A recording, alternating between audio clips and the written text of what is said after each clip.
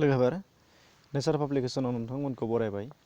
लोगोफोर दिनैनि बे भिडिअ'आव सावरायनो लानाय जादों आसाम केबिनेटनि सिङाव फैगौ जानो गोनां केबिनेट जथुम्मायाव मा प्लेनिं लानो नागिरदों, हथात बे लानायनि सिङाव जोंनि बर'फोरनि थामोनथानि थाखाय बा बर'फोरनि थाखाय मा गोदान पलिसि खालामनो नागिरदों एबा जोंनि बर'फोरनि गोनांथिनि सायाव बा बर'फोरनि सायाव बे केबिनेट जथुम्माया मा जेंना लाबोनो हागौ, मा होनो हागौ, बेखौ सोमोन्दै बेवहाय सावरायनो आखायाव लानाय जादों। दा बेयाव आंनि बाथ्रा बुंनाय नङा बा चेनेलनिफ्राय बुंनाय बाथ्रा नङा, बेयाव सरकारनिनो सासे बिबानगिरि बिथाङा बेखौ बुंदों।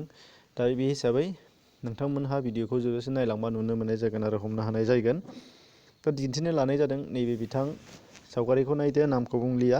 बिथाङा नैबे चेनेलनि गेजेरजों निउस 18 असम नर्थ इस्टनि निउसनि चेनेलनि गेजेरजों बिथाङा गोबांथार बाथ्रा बुंनो होदों, मिथिनानै मोन्दों जोङो। जानो हागौ नोंथांमोना बेनि सोमोन्दै खोनाखांखाबाय, ससियेल मिडियायाव बियो भाइरेल जाखांखाबाय। आरो नोंथांमोना जुदि नायाखैब्ला बे भिडिअखौ बा बिथांनि बिबुंथिखौ आंनि डिसक्रिपसननि बक्सआव हाबनानै लिंकनि गेजेरजों थांनानै डाइरेक्ट फेसबुकाव नोंथांमोना बेखौ नुनो मोननाय जाहैगोन। बिथांमोननि निउस 18 असम नर्थ इस्टनि जानाखि फोसावनाय एबा नैबे बिथांनि जानाखि बिबुंथि, बिनि बिबुंथिखौ आङो लिंक होनाय जादों। लिंकनि गेजेरजों थांनानै खोनासंनो लानो हानाय जागोन नोंथांमोना। दा खोथाया जाहैबाय आसामनि थाखाय बे केबिनेट जथुम्मायाव मा जानो नागिरदों।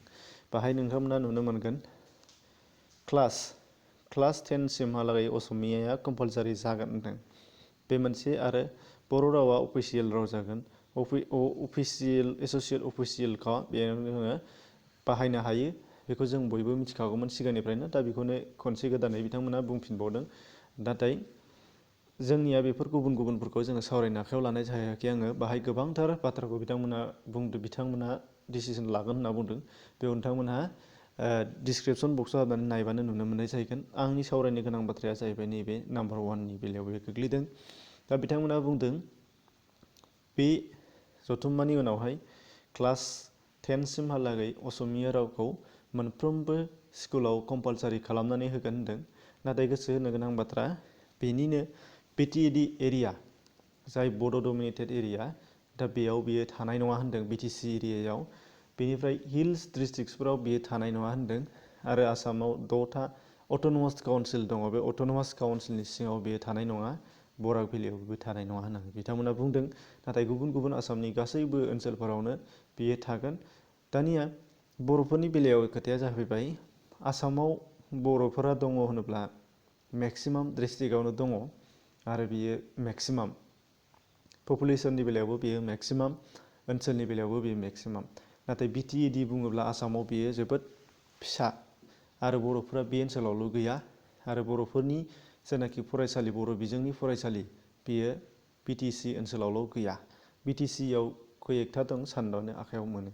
दा बेनि अनगायैबो बिटिसिनि बाहेरायाव जोंहा आप टु सनितपुर, ओरैजाय गुवाहाटि, गवालपारा, मोनफ्रोमबो बिटिसिनि बाहेरायाव थानाय बर' ओनसोलफोराव बर' मिडियामनि बा बर' बिजोंनि फरायसालिया बेयाव दङ।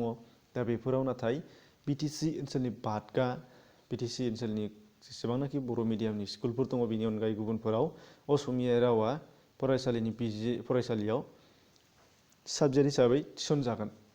दा अब्ला मोनसे खोथाया जाहैबाय बेनो, जायफोर बिथांमोना असमिया राव सोलोंनो गोसो दङ, बिथांमोननि थाखाय बा बिथांमोनहा बे खाबुखौ मोननो हानाय जाहैगोन। जेरै नाथाय जोंनि बेलायाव, बर'फोरनि बेलायाव साबजेक्टआ मोनसे बारायनानै होनाय जागोन। नाथाय गुबुन असमियाफोरनि थाखाय मालाय असमियाखा। जोंनि बर'फोरनि बेलायाव असमिया मुंनि साबजेक्ट मोनसे लेंगुवेज पेपार जागोन, बियो रावनि पेपार बायदि जागोन, रावनि साबजेक्ट। दा बेयावहाय बेयो मोनसे साबजेक्ट बारायदेरगोन। दा अब्ला बर'फोरा, बर' मिडियामजों फरायग्रा बिथांमोना मोनथाम गोग्रा साबजेक्ट जाहैसिगोन। असमिया राव, हिन्दी लायोबा बिथांमोना हिन्दी राव, आरो मोनसे इंराजि राव। बे मोनथामा कम्पालसारि जाहैगोनब्ला बियो बिथांमोननि थाखाय गोरा जाहैसिगोन। दा बेनिखायनो माखासे फारसेनिफ्राय सानोबा गोबाङानो बुंगोन, दा भिडिअखौ जायफोर नोंथांमोना खोनादों, नोंथांमोनाबो गोबाङानो बुंगोन जे लेंगुवेजसो रोंगोन, रावसो रोंगोन, राव रोंनायनि गोनांथि दङ। दा बेखौ साननो हागौ। नाथाय आं सानो रावा मोनसे गोरा बुस्थु मोनसे मा होनो बेखौ सोलोंनानै लानो हायै एबा बेखौ कम्पालसारि इडुकेसनजों थाफानांगौलायगौ बे नङा। बेखौ जों बयबो सोलोंबोनो हायो। जेरै जेबो रोङै सासे क ख रोङै ABCD फरायनो रोङै मानसियाबो इंराजि राव रोङो। हथात गोबाङानो असमिया राव रोङो नाथाय लिरनो रोङा। गोबाङानो हिन्दी राव रोंगौ नाथाय लिरनो रोङा। बिथांमोननो बेबायदि गोबां दङ रावखौ जों बयबो सोलोंबानो जायो। दा आसाम सरकार बिथांमोनहा गावसोरनि सरकार हिसाबै बेखौ खालामनानै लादों। बेयो नंगौ थिग। नाथाय जोंनि बर'फोरनि थाखाय बेयो मोनसे खैफोद लाबोगोन। बा बर' फरायसाफोरा BTCनि बाहेरायाव थानाय बर' फरायसाफोरा मोनसे जेंना रुजुनबावनांगोन। बे खोथाखौसो बाहाय बुंनाय जादों। दा बेनि थाखायनो बे जेंनानि सायाव सलिउसन खालामनो हाथावथाव माबाफोर राहा दङ नामा बेखौ इन्टेलेक्सुयेल बिथांमोनहा बर' गेदेमाफोरा बेखौ सानगोन। बेखौसो आङो बाहाय बुंनो आखायाव लानाय जादों। जोङो सासे सानैजों जेबो खालामनो हाया नंगौ। नाथाय खौसेयै बुङोब्ला माबा मोनसे जायो बेबो नंगौ। बेनिखायनो सरकारा डिसिसन लायो थिगैनो लायो। गावसोर जेखौ सानदों बेखौ थिगैनो खालामो आरो बेखौ बिथांमोना फाथियोबो मोगथां महरबो होयो। नाथाय सोरखारा सोर नों आं मानसिनिनो हिसाबै जोंनि गोबाङानो जयै खौसेयै राव होयोबा बिथांमोना गनायनानै लानोबो हागौ। बे मोनसे ओंखायनो बेखौ बुंनाय जादों जाहाथे इयुन जोलैफ्रा बर'नि इयुन जोलैफ्रा जाहाथे गोबां खस्थ'नि गेजेरजों फरायनांगौ जानानै फैया एबा फरायोब्लाबो बियो जोबोद गोरलै राहायै जों फरायनो मोननाय जाहैयो। जाहाथे बर' रावखौ नेग्लेक्ट खालामनाय जाया। बिनि सायाव नोंथांमोनहा जों बयबो साननांगोन होननानै आं आसा खालामदों। बेखौनो सावरायनो आखायाव लादोंमोन लोगोफोर। नोंथांमोनाबो बेखौ साननो हानायनि सुबिदा दङ। आंनि बुंनायाथ' जोबोद फिसा नाथाय नोंथांमोना बेनिख्रुइ जोबोद गिदिर साननो हागौ। बेनिखायनो नोंथांमोनहा जाहाथे खोनायाखैमोनब्ला खोनासंनानै लादो आरो साननो सम मोनाखैमोनबा नोंथांमोनहा साननायनि सम दङ। जिहेथु बियो दिनैसिमबो फर्मुलाव फैथ'वाखै ओंखायनो जों बेखौ साननांगोन आरोखि। अब्ला लोगोफोर दिनैनि थाखाय आं बेखिनि बाथ्राखौनो बुंनो सिगांबोनाय जादोंमोन।